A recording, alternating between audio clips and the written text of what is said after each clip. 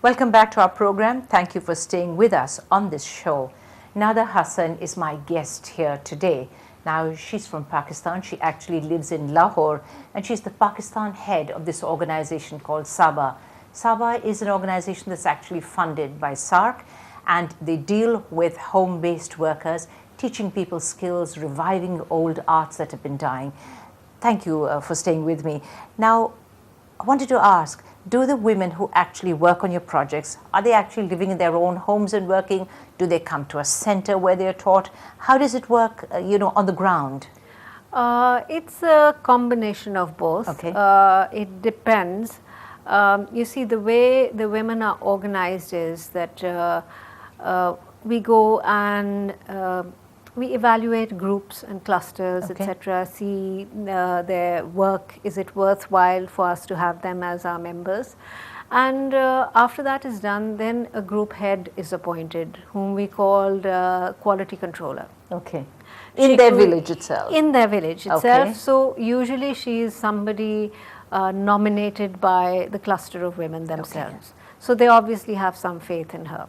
So that's how it initially starts. But however, as the villages grow and there are more and more home-based workers, they could be, abutting villages who would like to also be part of it. That is when we start investigating that can we think about investing in a community center. Okay.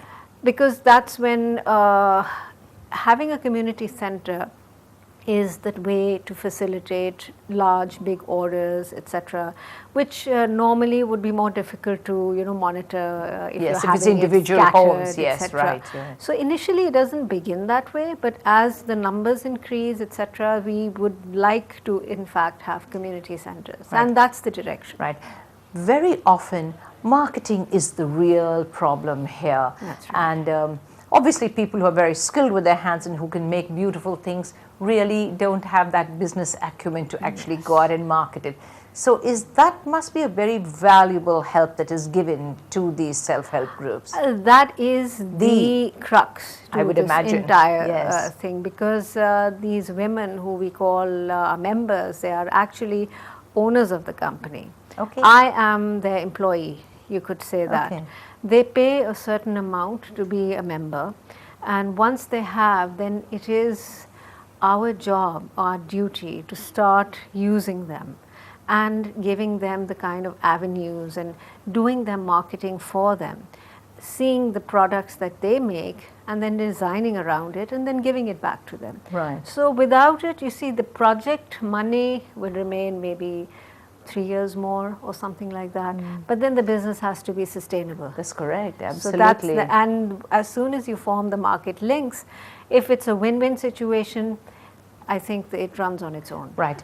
Tell me, how many members do you have in the whole country? It's a countrywide thing? Well, it is countrywide with reference to the geographical spread, but we have at the moment limited it to 3,000 workers. The project is still ongoing. It's been on since about 3 years. We have 1,000 plus right now.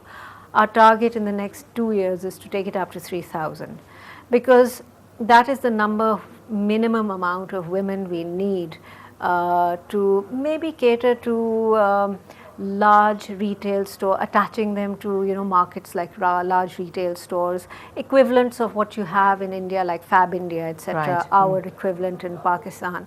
So at least minimum 3,000. Right. Now, tell me, what is this embroidery called? What you're wearing right now, it's called jisti. Jisti. Yes. It's pulkari, what we and call, it's right? Pulkari. It's known as Spris. pulkari in Yes. Punjab. But this jisti is made actually in the north of Pakistan. Okay. So many refer to it as Swati embroidery. Swat is, a hill station in the Yes. Himalayas. But this particular embroidery that you're wearing is done in Haripur. And this is south of the Himalayas. as Right. such. It's very interesting now that I have a history to what I got, what I bought. Yes, what I it's bought. very geometric, and it's like it is pulkari. However, you can see the stitch is slightly smaller. Right. And it's, Okay. Now, have you got very different things that the women are actually working on?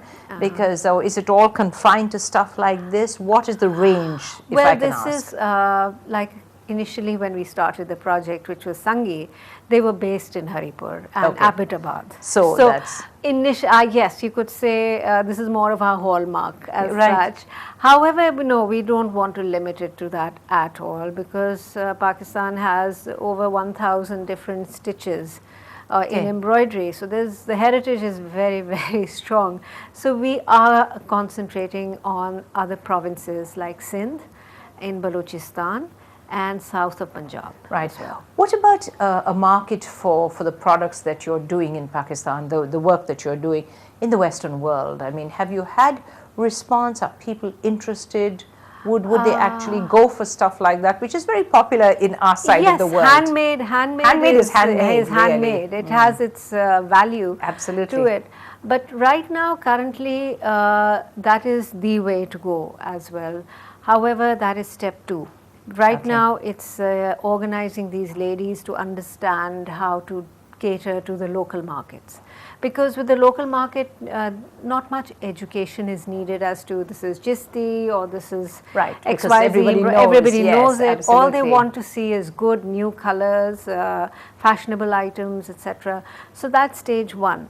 Once they are empowered to manage something like that, then yes, sky is the limit, because I think down the road our exposure visits are going to take them abroad as well. That will be wonderful. So this is like we are here, we are in Chennai. Yes, absolutely. This is abroad for Pakistan.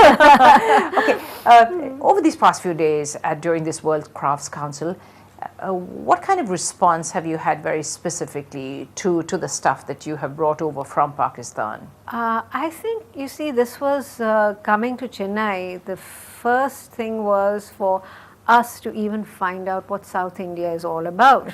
Because initially our exposures, etc., is always been towards the North India. That's true. And here we came with a little bit of trepidation that I would say. How is it going to be accepted? How is it going to? Because nobody knew anything about it, and unfortunately, even people from within India said, India is so huge, you'll just have to find out. You'll have to go and find out. So I think generally speaking, I find people here have very good tastes, and they dress very well. The women, the ladies wear fantastic saris, and it's fantastic to see. No, there's been appreciation. Really? As such. Did you expect, I mean, obviously you were slightly apprehensive. Yes, we were slightly apprehensive because the weather is kind of, it's more temperate and hot, very hot too. Yes, well, I am putting it yes, of course. mildly. So weather-wise, we didn't know that. What should we do? Should we just have something just lightweight, etc.? Then somebody told me, no, a lot of Chennai women, they travel a lot, so they'll be needing all kinds of clothes, etc. So it was a fact-finding mission, and I think the kind of response we had, and especially at the Grand Chola, I mean, it was complete. I mean, you knew that the ladies already knew what Pakistani products were, so they were educated in knowing what they were, and they bought. That's a very interesting comment. Yes. Would you say that of everything that you brought over, and I've been a couple of, to a couple of the different locations, would you say that the clothes were really the big seller, or what? Definitely the clothes were the biggest sellers as such, and I think one of the reasons is I feel that the Chennai market is slightly traditional. And in Pakistan, we brought some shirts which were slightly longer in length, which is how we wear it. And we were wondering, North India is wearing very short shirts, and how is it going to, what will go, what will not. But when the ladies started coming in, we were looking at the fashions, etc. So they were wearing something very similar to the way the Pakistani women are dressing up nowadays. Right, okay. Now, I'm curious to ask about the shift that the women who are with you, your members, will actually make in terms of starting their own little businesses. How long do you think that process actually takes? It's always a painstaking process. The concept around which Sabha has been built is for us to have these women who are home-based workers as our board members. So we already have about 4 of the home-based workers, 4 to 5 as our board members. Some of them have accompanied us here as well. So this is the sense of ownership. So once we are able to get over the devolution of handing it over to them, I think it's going to be fairly rapid. But initially, it's not going to take off so well, so properly. I think we are waiting for the project to fund us for all the, there's so many expenses and stuff and things like that. But the project is around for another 3 years. Right. Now that I'm going to take another short break but when I come back, I am going to ask you, really ask you about the kind of finances that would be involved in something like what you're doing. Yes. Time for us to go for a very short break. Get right back with you. We'll be back. Okay.